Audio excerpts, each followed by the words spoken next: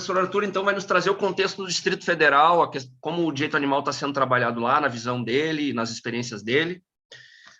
O professor Arthur é graduado em Ciências Biológicas pela Universidade Federal da Paraíba e em Direito pela UniCeub. É mestre e doutor em Bioética pela UNB, é advogado, professor universitário, é pesquisador na área do direito animal, é coordenador do Observatório de Direitos Animais e Ecológicos, o ODAI. Professor Arthur, depois, se conseguir colocar no chat ali as redes sociais do ODAI, vale muito a pena o pessoal seguir também, se inscrever lá, acompanhar o trabalho. É presidente da Comissão de Direitos Animais e Ambientais da subseção de Taguatinga, na OAB do Distrito Federal. É membro do Instituto Abolicionista Animal e é membro da Sociedade Brasileira de Bioética. Professor Arthur, uma honra tê-lo conosco, mais uma vez, sempre parceiro das atividades que a gente desenvolve aqui pelo Sul também. A palavra está consigo, pelo tempo que precisar também. Inicialmente, bom dia a todos e a todas, menos para os nossos colegas de Portugal, porque eu acredito que lá já seja boa tarde, então, a todas e todas de Portugal.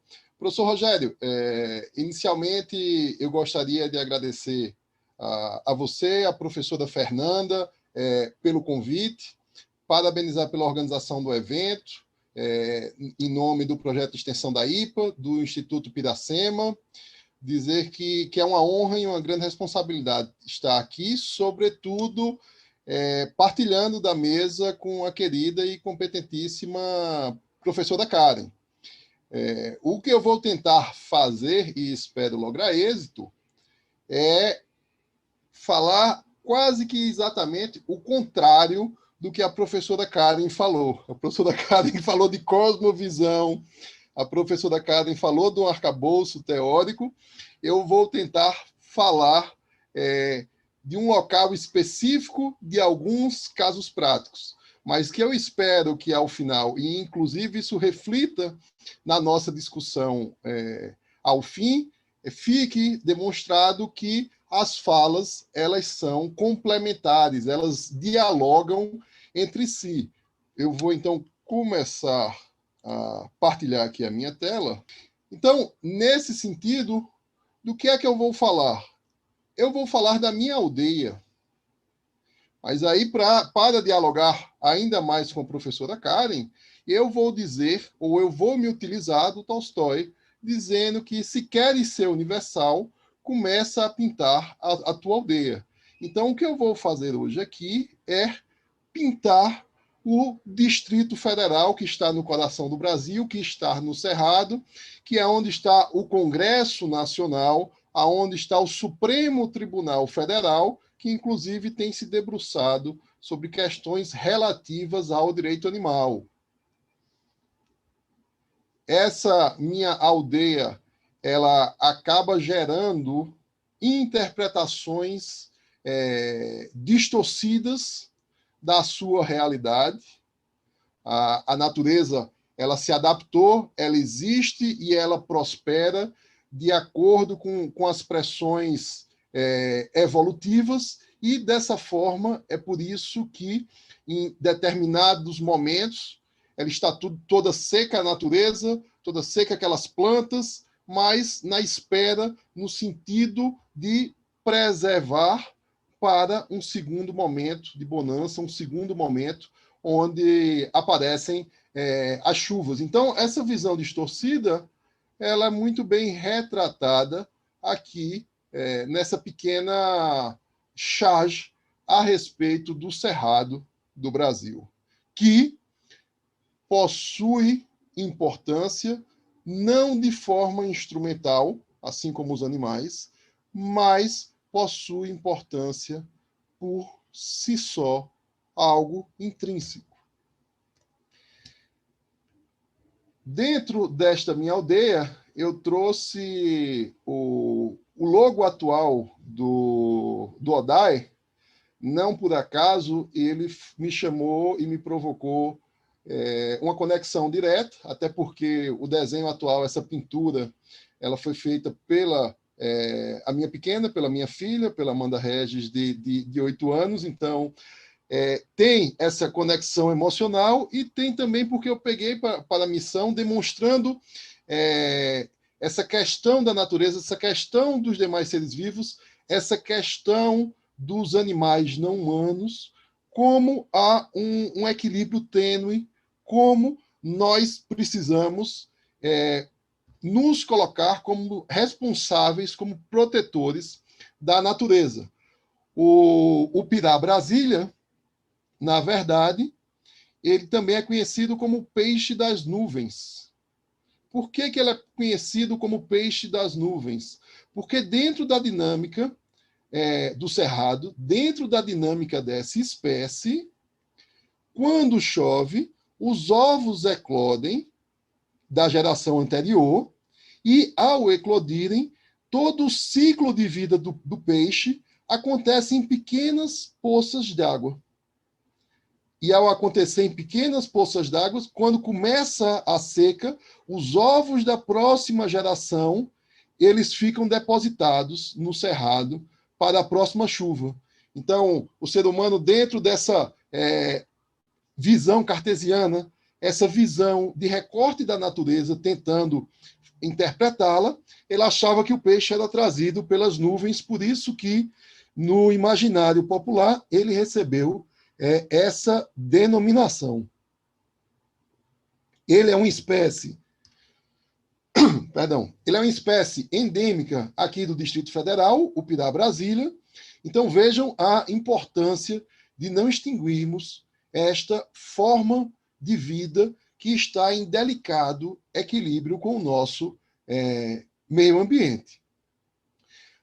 Fora isso, aqui no Brasil, nós estamos num contexto de ampliação e ainda consolidação mais profunda do direito animal.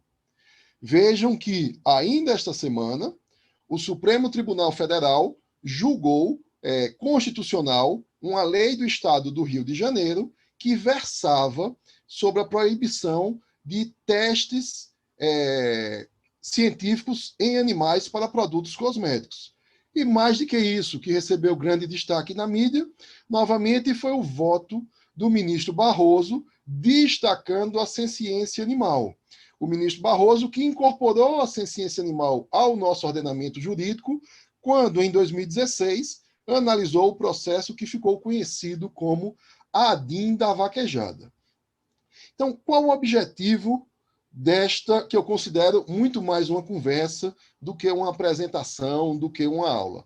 O objetivo é trazer esse nosso contexto daqui para dialogar, inicialmente achava eu, com os colegas do Brasil, mas agora também vejo com os colegas de Portugal, e que bom essa ampliação, para podermos reforçar, consolidar ainda mais a rede de troca de informações, ainda mais aprofundar elementos que precisam evoluir no Distrito Federal e da mesma forma que o Distrito Federal pode contribuir para a evolução. A evolução em outros locais.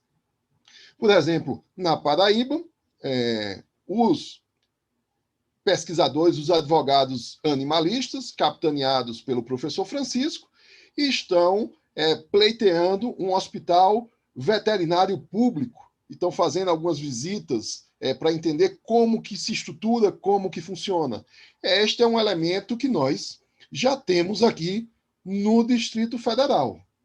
Então, dentro deste objetivo, eu recortei a minha fala em alguns momentos, trazendo elementos do nosso poder executivo, do nosso poder legislativo, do nosso poder judiciário e também elementos relacionados às outras esferas, a outras expectativas, mas sempre nesse pensamento de falar da minha aldeia.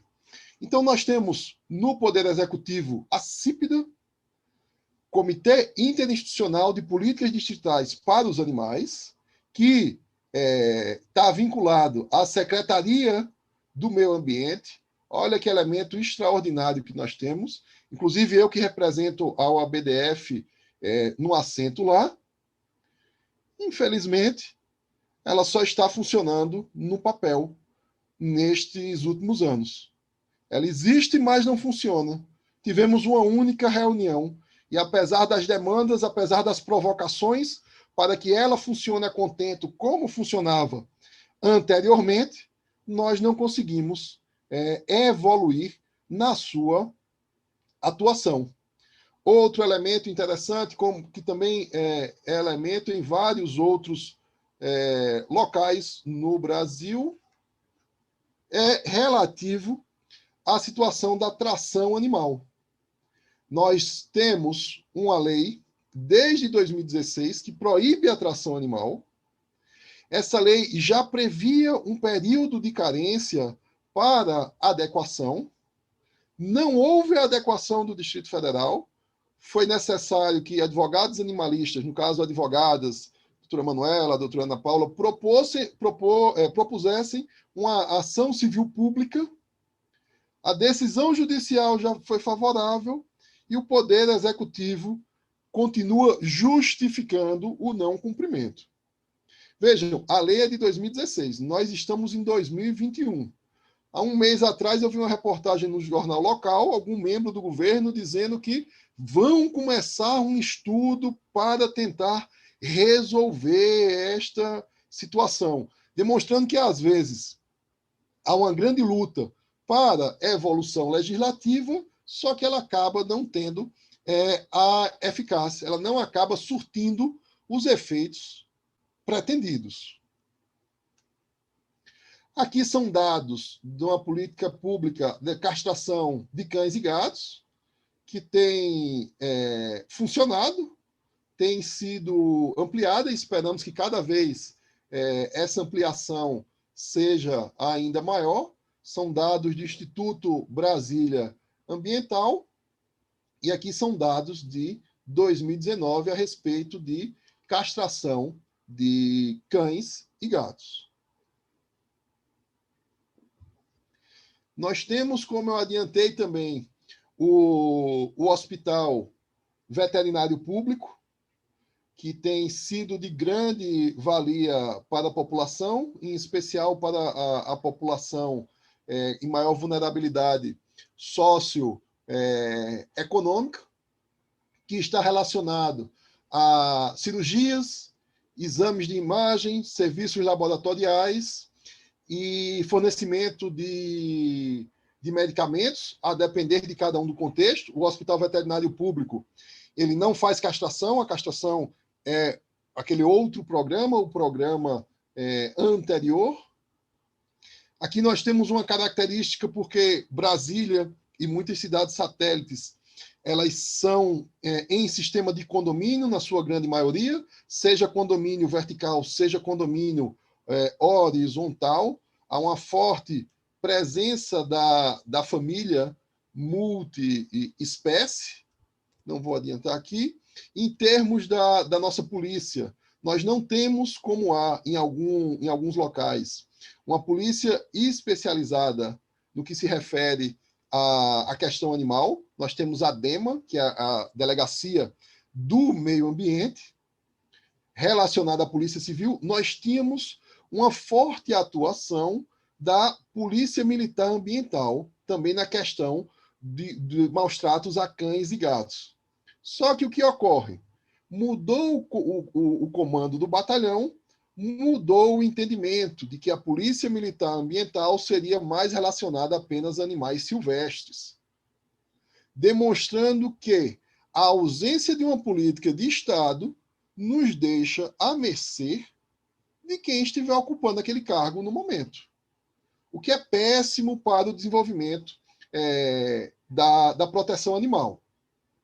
Não obstante, a gente está conseguindo desenvolver essas atividades com sucesso junto à Polícia Civil. Mas, por exemplo, na Polícia Militar Ambiental, nós já estávamos ministrando cursos de qualificação, de aperfeiçoamento, sanando as principais dúvidas, dentre elas aquela, o animal está sofrendo maus tratos, não tem ninguém, eu posso ou não posso invadir aquela residência, eu fico receoso, etc. Então, todo esse trabalho, infelizmente, ele é perdido porque não havia uma política de Estado.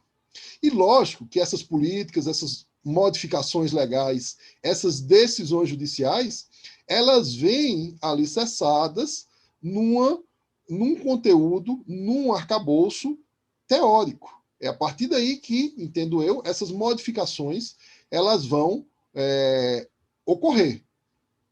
Então, no nosso poder legislativo do Distrito Federal, que é a Câmara Legislativa, aqui nós não temos Assembleia Legislativa nem Câmara dos Vereadores, nós temos a Câmara Legislativa, que é esse órgão híbrido por conta da natureza. Nós percebemos um crescimento na produção legislativa relacionada à questão animal, só que nem sempre esse crescimento da população, da produção legislativa significa dizer que há avanços na proteção aos animais. Muitas vezes, infelizmente, o que há é retrocesso. Os projetos de lei, eles visam prejudicar a situação dos animais. Está escrito errado ali, é animal washing, perdão. Um G ficou no lugar do S, no primeiro. Nós temos também essa situação, que eu acredito em especial, pelo que eu pude acompanhar, em muitos municípios, de supostos defensores, supostos protetores, supostos estudiosos da questão animal, assim se apresentaram nas últimas eleições.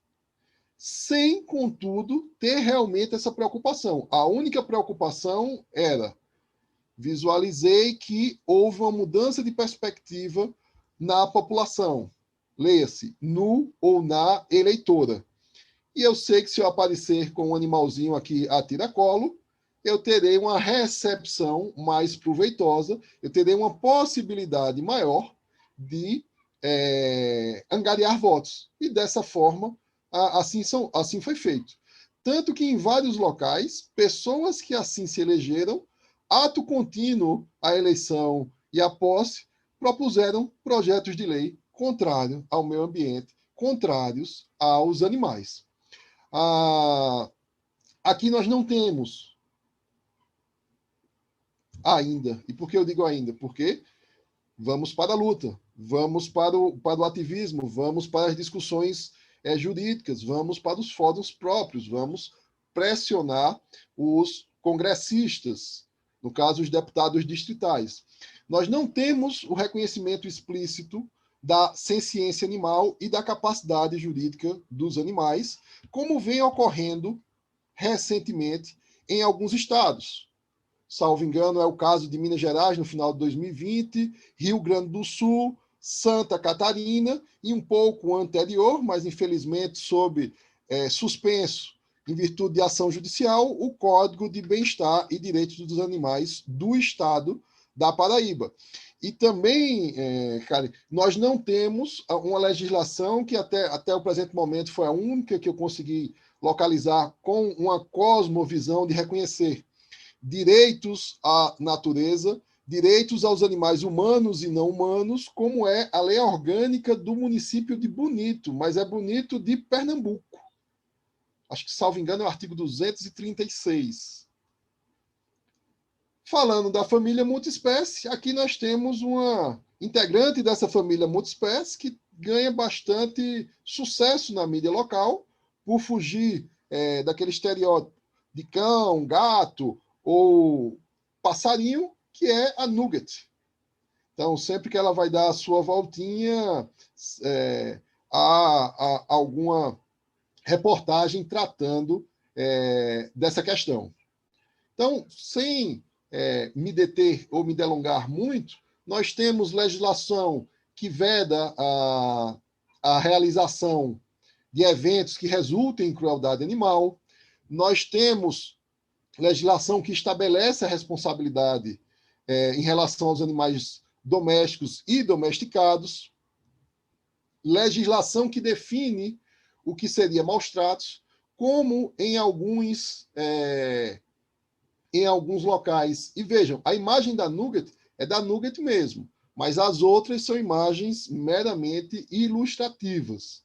A legislação que veda a utilização de animais em circos e em festivais, e aí a gente já começa a evoluir dentro desse contexto de saindo de animal trabalhador ou animal de companhia para ir para aquela definição de animal companheiro, de animal que realmente ocupa um espaço dentro da família multiespécie. Permissão para que animais sejam transportados no transporte público, sejam conduzidos no transporte público. Claro que vai haver definições de como isso vai ocorrer. Lei que trata de animais comunitários. Nós temos também a lei que trata da questão da vedação à utilização de animais em experiências científicas para a testagem de produtos cosméticos e de higiene. Essa lei é de final de 2020, mas vejam, ela só vai surtir efeito, a vacatio legis dela é de 24 meses. Então, a gente vai ter que esperar ainda um bom tempo para entender de que forma esta legislação vai ter seus efeitos aplicados no Distrito Federal. Temos também, em 2020, uma lei que estabeleceu, porque quem faz resgate sabe da dificuldade que é para encontrar um lar temporário, dos custos que são para recuperar aquele animal que, na maioria das vezes, está em situação de maus tratos, está desnutrido, está com alguma infecção, está com alguma patinha quebrada. Então, essa legislação estabelece que aquele que cometeu maus tratos vai ser responsável pelas despesas médico-veterinárias. Nós temos a legislação que proíbe animais incorrentes, mas vejam que poderia ser algo benéfico, mas acabou não sendo, porque nós já tínhamos uma legislação que tratava dessa matéria e a forma da redação acaba prejudicando a fiscalização. E, por último, também aqui em 2021, vejam que nós chegamos até o presente ano, a lei que determina que, em casos de maus tratos, os síndicos são obrigados a realizar a denúncia, a comunicar, seja em estabelecimento comercial ou em residências. Então, vejam o projeto de lei 2081 de 2018, que inclusive houve uma grande atuação de várias entidades. Esse projeto de lei, à época, precisamos de uma atuação muito forte e conjunta, porque, sob o argumento de maior proteção aos cães, na verdade, esse projeto de lei dificultava imensamente a fiscalização. Ele facilitava o que aqui no Brasil muitas vezes é chamado de criadores de fundo de quintal, aquele pessoal que acaba fazendo essas criações de animais onde as matrizes estão em verdadeiras condições deploráveis. Para vocês terem uma ideia, o projeto de lei era tão absurdo que ele chegou a ser votado na Câmara Distrital, chegou a ser aprovado. Quando ele foi aprovado, porque ele foi aprovado assim, sabe aqueles projetos de lei que são aprovados no último dia da sessão, nos últimos 10 minutos, em bloco? Foi a aprovação desse projeto de lei. Assim que a gente deu conta, no ano seguinte, já no início do ano, começamos as movimentações. O projeto de lei era tão absurdo que os próprios órgãos, que muitas vezes, isso é importante destacar, nós somos atacados como ecofascistas, ecoterroristas, etc. Ah, mas isso aí é uma questão sentimental, uma questão individual. Não, nós tínhamos parecer técnico do órgão Brasília Ambiental, de vários outros órgãos, do Ministério Público, de profissionais pesquisadores, E a situação foi tão absurda que o próprio deputado distrital que propôs a lei, que foi aprovada, trabalhou junto ao governador conosco para que a lei não fosse sancionada. Vejam vocês. Então, não só essas entidades, mas várias outras, aqui à época ainda o ODAI com o logo antigo, várias outras peticionaram, demonstrando não só a modificação para prejudicar os animais, mas a própria incompatibilidade jurídica no que era proposto nesse projeto de lei aprovado. Então, no Poder Judiciário, aqui do Distrito Federal, nós fizemos uma pesquisa para tentar entender de que forma essa matéria era abordada. Teve a limitação temporal dos acórdãos até 2019, então foram apenas as decisões colegiadas, de que forma a questão animal era abordada, era trazida ao Tribunal de Justiça do Distrito Federal. Então, o que nós percebemos é que há um aumento dessas questões postas em debate e que foram algumas categorias. Questão relacionada à responsabilidade civil, uma perspectiva antropocêntrica, tanto quando o animal comete dano a terceiro ou quando terceiro comete dano a esse animal, em especial pet shops e clínicas veterinárias.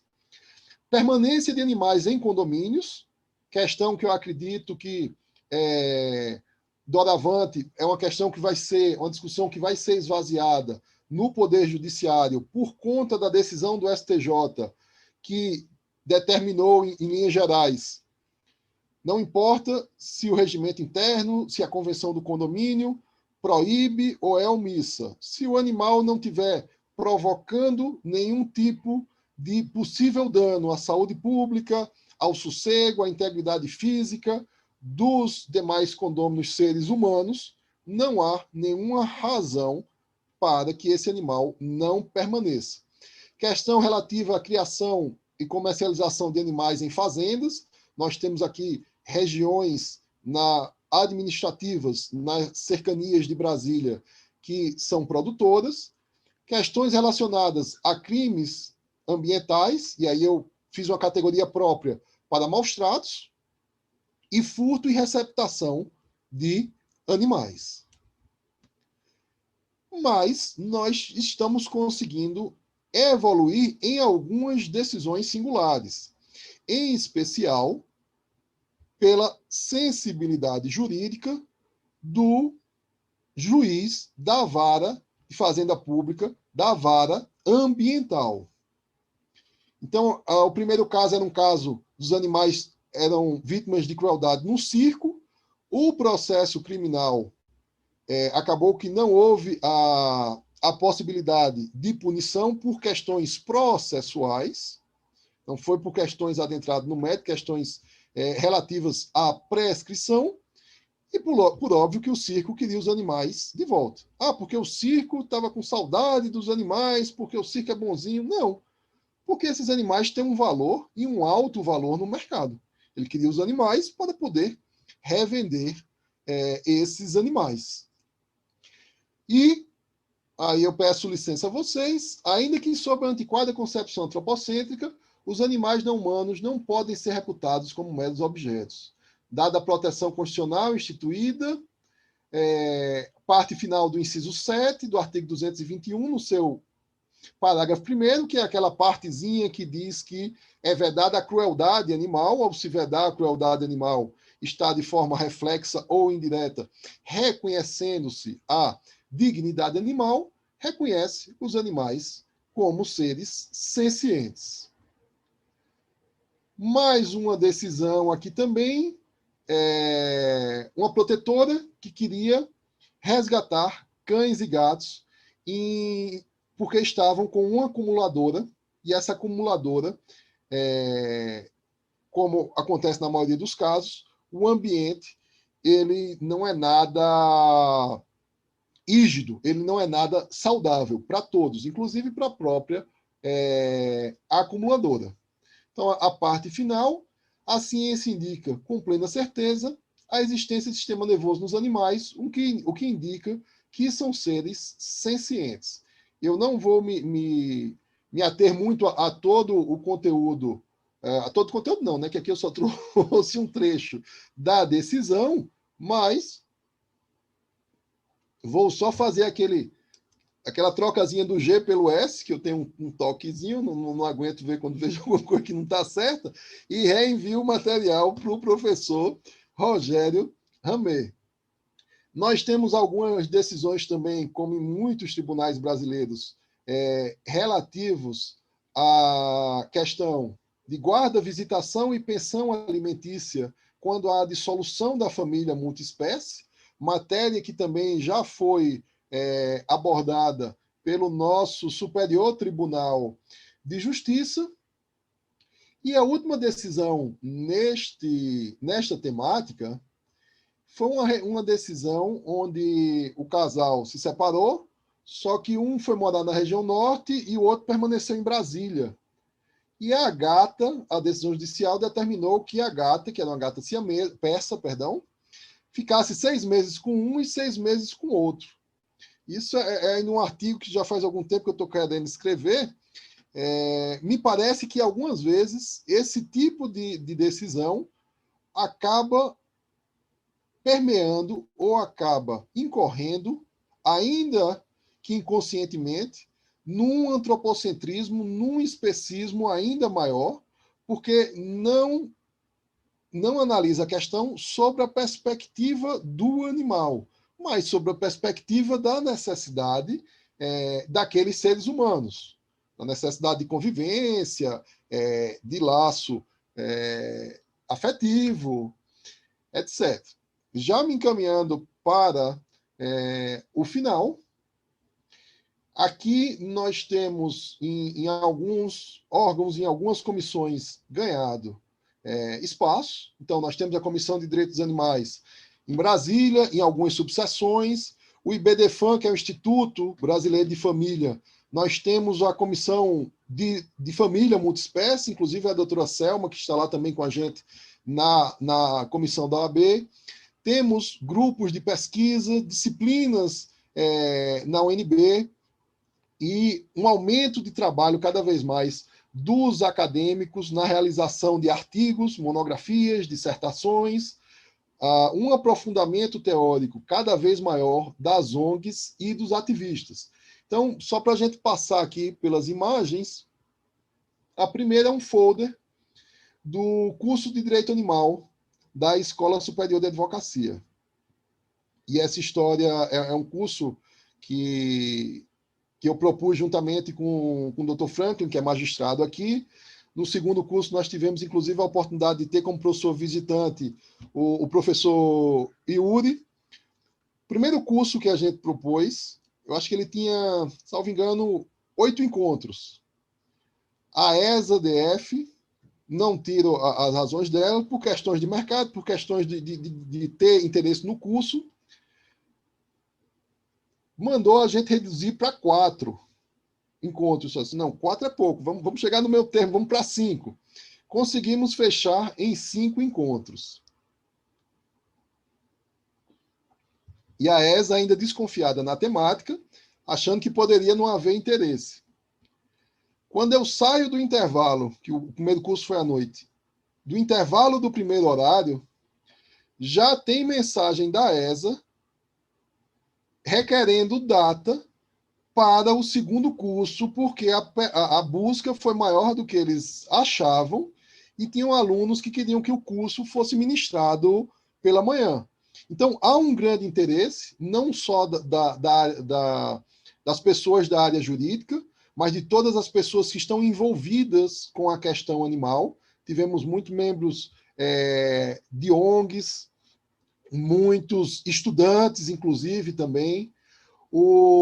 A segunda imagem é da primeira disciplina na Universidade de Brasília, que eu também tive a oportunidade de fazer parte, foi capitaneado pela professora Vanessa Negrini, Mobilização Pública e Direito dos Animais. Então, No segundo semestre de 2019, nós tivemos a primeira disciplina aqui na UNB. A outra imagem é o logo da comissão, e a última imagem é que do GEDAI, do grupo da UNB de Direito Animal, nós agora já temos um núcleo na UNB, que é o NEDAI, que é de Direito Animal e Interseccionalidades. Então, percebam como nós estamos em momento de avanço. Segunda-feira, eu tive a grata surpresa de ser convidado ao curso de pós-graduação em Direito do UniCeub, dentro da pós-graduação, um módulo de Direito Animal. Então, acho que o primeiro a ministrar foi o professor Vicente, depois vai o professor Francisco, nessa segunda sou eu, depois o Franklin. Então, vejam que cada vez mais há interesse, há evolução nessa temática. Aqui faltou eu colocar o nome do Ariano, depois que eu vi, do Ariano Suassuna. Eu concluo dizendo que, ou parafraseando o Ariano, como sou pouco e sei pouco, faço pouco que me cabe, me dando por inteiro, sendo daí sim a justificativa da necessidade de cada vez mais nós reforçarmos esta nossa rede de proteção, de discussão, de troca de informações. Eu queria ainda destacar com vocês, uma vez que sou vinculado ao Instituto Abolicionista Animal, que no dia 4 e 6 de outubro nós teremos o 6º Congresso Brasileiro e 3º Congresso Latino-Americano de Bioética e Direito Animal. Vocês podem acessar as mídias do IAA, os grupos de pesquisa já estão, grupos de trabalho já estão aprovados, e ainda há um prazo bastante longo para que vocês produzam materiais relativos aos grupos de trabalho. Eu estarei coordenando um grupo de trabalho com o professor Fabrício, da UFRN, sobre interseções entre o direito animal e o direito animal e o direito do consumidor, perdão. Porque outro ponto que é importante a gente destacar, e aí saindo da minha aldeia e indo para a universalidade, é que se a gente parar para refletir um pouco, o direito animal está praticamente interligado com todas as nossas atividades diárias. Desde o momento que a gente acorda porque não foi predado, ao momento que a gente cumprimenta o membro da nossa família multiespécie, que toma o nosso remédio, que passou pela fase pré-clínica, antes da fase clínica de testagem em seres humanos, ao ovo que eu como no café da manhã. Será que esse ovo vem de uma fazenda que propaga os maus tratos? Será que segue só aquele tamanho mínimo das jaulas que garantem, de certa forma, um bem-estar? Ou será que são ovos, que provém de galinhas livres, ou até mesmo são ovos vegetais? E aí a gente pode ir seguindo o nosso caminhar ao longo do dia. Algumas referências que eu trago para vocês, quem tiver interesse depois. E aqui também tá os meus contatos, eu fico à disposição. Eu agradeço mais uma vez ao professor Rogério, à professora Fernanda, ao projeto de extensão da IPE e o Instituto Piracema. E com isso, meus caros e minhas caras, eu concluo a minha fala. Muito bem, Arthur, muito bom te ouvir. Quero aqui também solucionar outra gafe que cometi, esqueci, falei do livro da Karen no meio da fala dela, esqueci de mostrar o livro que eu tenho aqui do Arthur, interessantíssimo, Vulnerabilidade como Fundamento para os Direitos Animais. Fernanda, também está autografado, ó. Eu nem falo mais nada, eu já incorporei, entendeu? Que eu sou uma pessoa vulnerável e excluída, né? Professor Fernanda, já incorporei. Eu vou mandar para você, ainda vou mandar uma canequinha aqui. Olha aí, Fernanda. Esse livro também coordenado pelo professor Arthur e pela professora Camila Prado dos Santos. Saiu agora há pouco, Direito Animal em Movimento. Muito bom. Tem textos do Arthur, tem textos de vários pesquisadores, tem um texto meu também aqui. Então, vale muito a pena. Fica a dica para quem ainda não conhecia essas obras. Não, quero só quebrar um pouco o protocolo, porque como eu estava conversando com a professora Fernanda, o home office foi um grande engodo, né? Que a gente ia estar na praia, trabalhando, vivendo a vida boa, e por óbvio eu estou em casa, então eu tenho certos acordos em casa, e um deles é apresentar a autora do logo do ODAI. Valeu. Oi. Bom dia a todo mundo. Bom dia. Bom dia, parabéns, o teu logo ficou muito lindo. Obrigada. Ficou maravilhoso. Vamos até bater uma foto com ela agora, pessoal. Quem puder, abre a câmera aí para a gente depois aparecer todo mundo junto lá no Instagram. Que linda! Muito bom o teu logo, hein? Ficou maravilhoso, todo colorido. Eu também gostei muito. Eu tive a ajuda da minha mãe. Teve. Olha aí. Que linda. Como é que é teu nome? E o seu? O meu é Rogério. Prazer. Prazer é meu. Já foi a foto? Porque assim, também não pode dar muita corda não, senão não sai daqui do meu lado. E tu também gosta dos direitos dos animais? Tu defende os direitos dos animais? Sim, claro. Claro, né? Todos temos que ser respeitados, tanto dos animais, tanto dos humanos e todos os tipos de vida. Oi, respondeu melhor do que eu a pergunta dele. Tu depois não passa o teu e-mail para mim para eu te chamar para umas palestras aí? Claro! Olha aí, que Só que maravilha. meu e-mail é da escola. Não tem problema não. Manda pro... Maravilha, maravilha. Mas eu tenho e-mail. Já foi a foto? Já foi, já foi. Ah, então pronto. Já, foi um prazer Tchau. conhecer vocês. Tchau, Brancão. Vai perder lugar, hein, Arthur? Logo, logo. Ô. Tchau.